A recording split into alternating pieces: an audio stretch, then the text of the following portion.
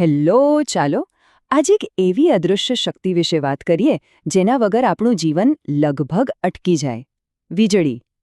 આપણા સ્માર્ટફોનથી લઈને ઘરના બલ્બ સુધી આ બધું કામ કેવી રીતે કરે છે એની પાછળનું સાયન્સ શું છે?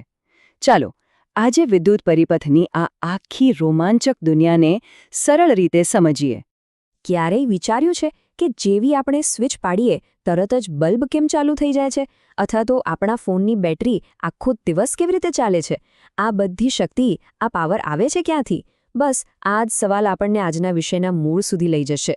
તો આ સમજવાની સફરમાં આપણે પહેલા એ જોઈશું કે પાવર આવે છે ક્યાંથી, પછી એ પાવરથી વસ્તુઓ કેવી રીતે ચાલુ થાય છે એ સમજીશું, સાથે મળીને એક સિમ્પલ સર્કિટ બનાવીશું, તેને કંટ્રોલ કરતા શીખીશું અને છેલ્લે એ પણ જાણીશું કે કઈ વસ્તુઓ વીજળીને પસાર થવા દે છે અને કઈ નથી થવા દેતી. તૈયાર છો ને? ચાલો શરૂ કરીએ. કોઈપણ વાર્તાની જેમ આપણી વાર્તા પણ એક હીરોથી શરૂ થાય છે અને ઇલેક્ટ્રિક સર્કિટની દુનિયામાં આપણો હીરો છે પાવરનો સોર્સ, એટલે કે આ નાનો પણ દમદાર વિદ્યુત કોષ. આ રહ્યો આપણો વિદ્યુત કોષ, જેને આપણે સામાન્ય ભાષામાં સેલ કે બેટરી કહીએ છીએ. એવું સમજો કે એની અંદર એક નાનકડું કેમિકલ પાવર હાઉસ છે. આ કેમિકલ્સ અંદરો-અંદર પ્રક્રિયા કરીને વીજળી બનાવે છે અને એ જ વીજળી આપણા બધા ગેજેટ્સને જીવંત રાખે છે. દરેક સેલ પર બે ખાસ પોઇન્ટ્સ હોય છે જેને ટર્મિનલ કહેવાય છે. ઉપરની બાજુએ જે ધાતુની ટોપી જેવું દેખાય છે એ છે પોઝિટિવ, એટલે કે ધન પ્લસ ટર્મિનલ, અને નીચેની જે સપાટ ડિસ્ક છે એ છે નેગેટિવ, એટલે કે ઋણ માઇનસ ટર્મિનલ. બસ આ જ બે દરવાજા છે જ્યાંથી વીજળી બહાર નીકળે છે અને પાછી આવે છે. સારું, તો આપણી પાસે પાવર તો આવી ગયો, પણ એનો ઉપયોગ ક્યાં કરીશું? તો હવે આવે છે આપણી વાર્તાનો બીજો મહત્વનો હિસ્સો, જેના માટે આ બધી મહેનત છે: આપણો ચમકતો વિદ્યુત બલ્બ. આપણો ગોલ એકદમ સિમ્પલ છે. સેલમાંથી આવતી એનર્જીને આ બલ્બ સુધી પહોંચાડીને એને ચાલુ કરવો. આ બલ્બ ખરેખર એક જાદુગર જેવો છે. એ અદૃશ્ય ઇલેક્ટ્રિક એનર્જીને આપણે જોઈ શકીએ એવા પ્રકાશમાં ફેરવી નાખે છે. જરા બલ્બની અંદર ધ્યાનથી જુઓ, એક પાતળો ગૂંચળાવાળો તાર દેખાય છે ને? બસ એ જ છે અસલી ખેલાડી. એને ફિલામેન્ટ કહેવાય છે. જ્યારે વીજળી એમાંથી પસાર થાય છે ત્યારે એ એટલો બધો ગરમ થઈ જાય છે કે પ્રકાશ આપવા લાગે છે, અને એને પકડી રાખવા માટે જે બે જાડા તાર છે એ જ વીજળીને ફિલામેન્ટ સુધી પહોંચાડે છે. તો આપણી પાસે પાવરનો સોર્સ એટલે કે સેલ પણ છે, અને આપણું લક્ષ્ય એટલે કે બલ્બ પણ છે. તો હવે આવે છે સૌથી મજાનો ભાગ. ચાલો આ બંનેને જોડીને આપણો પહેલો વહેલો ઇલેક્ટ્રિક સર્કિટ બનાવીએ. ઓકે, આ છે આપણો પહેલો પ્રયત્ન. આપણે એક વાયર લઈને સેલને બલ્બ સાથે જોડીએ છીએ. પણ અરે, કશું જ ન થયું. બલ્બ તો હજીએ બંધ છે. આવું કેમ? તો શું ગડબડ થઈ? વીજળીને વહેવા માટે શું જોઈએ છે જે આપણે નથી કર્યું? જરા વિચારો તો, શું ખૂટી રહ્યું છે? ચાલો ફરી ટ્રાય કરીએ. કદાચ આપણે વાયર ખોટી જગ્યાએ લગાવ્યો હોય. આપણે એને બીજી જગ્યાએ જોડીને જોઈએ. પણ ના, પરિણામ તો એનું એ જ છે. આનો મતલબ એ થયો કે કનેક્શન ક્યાં કરવું એ બહુ જ ચોક્કસ હોવું જોઈએ. અને વાહ, આખરે સફળતા!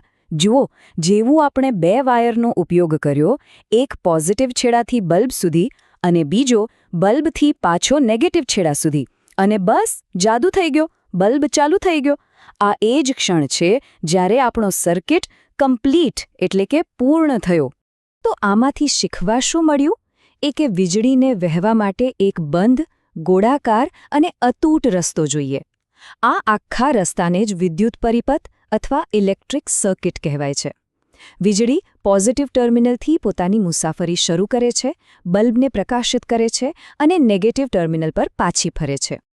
સરસ, આપણી પાસે હવે એક ચાલુ સર્કિટ તો છે, પણ એને ચાલુ બંધ કરવા માટે વારે ઘડીએ વાયર કાઢવા લગાવવા તો ન પોસાય, ખરું ને? આપણને કંઈક સહેલો રસ્તો જોઈએ, અને એ રસ્તો છે એક સ્વિચ. વિદ્યુત સ્વિચ એ એકદમ સિમ્પલ પણ સ્માર્ટ ડિવાઇસ છે. એ પરિપથમાં એક ડ્રોબ્રિજ જેવું કામ કરે છે.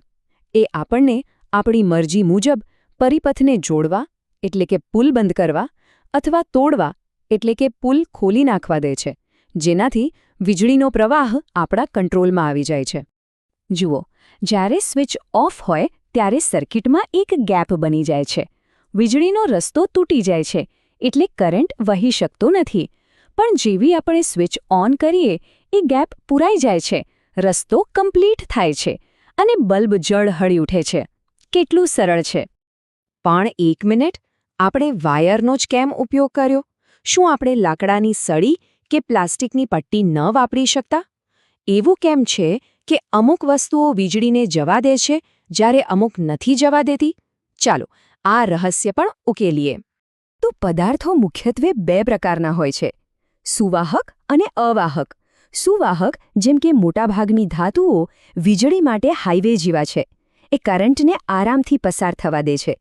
જ્યારે અવાહક જેમ કે રબર, પ્લાસ્ટિક, લાકડું એ દિવાલ જેવા છે, તે વીજળીના પ્રવાહને બ્લોક કરી દે છે. આ ટેબલ એ જ વાતને સાબિત કરે છે. જુઓ, જ્યારે આપણે સર્કિટમાં ધાતુની ચાવી કે પિન મૂકી તો બલ્બ ચાલુ થયો, કારણ કે એ સુવાહક છે. પણ જેવું રબર, પ્લાસ્ટિક કે લાકડું મૂક્યું, બલ્બ બંધ રહ્યો. કેમ? કારણ કે એ બધા અવાહક છે.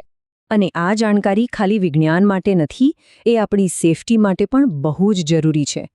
એક મજેદાર પણ ધ્યાન રાખવા જેવી વાત, આપણું શરીર પણ વીજળીનું સુવાહક છે. હા, એટલે જ ઇલેક્ટ્રિક ઉપકરણો સાથે કામ કરતી વખતે ખૂબ સાવચેતી રાખવી પડે છે. ઇલેક્ટ્રિશિયનના સાધનો પર અને આપણા ઘરના વાયર પર જે રબર કે પ્લાસ્ટિકનું કવર હોય છે ને, એ આ જ કારણથી હોય છે. એ આપણને કરંટ લાગવાથી બચાવે છે. અને હવે જુઓ, આપણે અત્યાર સુધી જે પણ શીખ્યા એ બધું એક સાવ સામાન્ય વસ્તુમાં કેવી રીતે ગોઠવાયેલું હોય છે. આ છે એક ટોર્ચની અંદરની રચના. અહીં બધું જ છે. પાવર માટે સેલ, પ્રકાશ માટે બલ્બ, કંટ્રોલ માટે સ્વિચ અને કનેક્શન માટે સુવાહક રસ્તો. આ એક પરફેક્ટ, નાનકડો અને ઉપયોગી વિદ્યુત પરિપથ છે.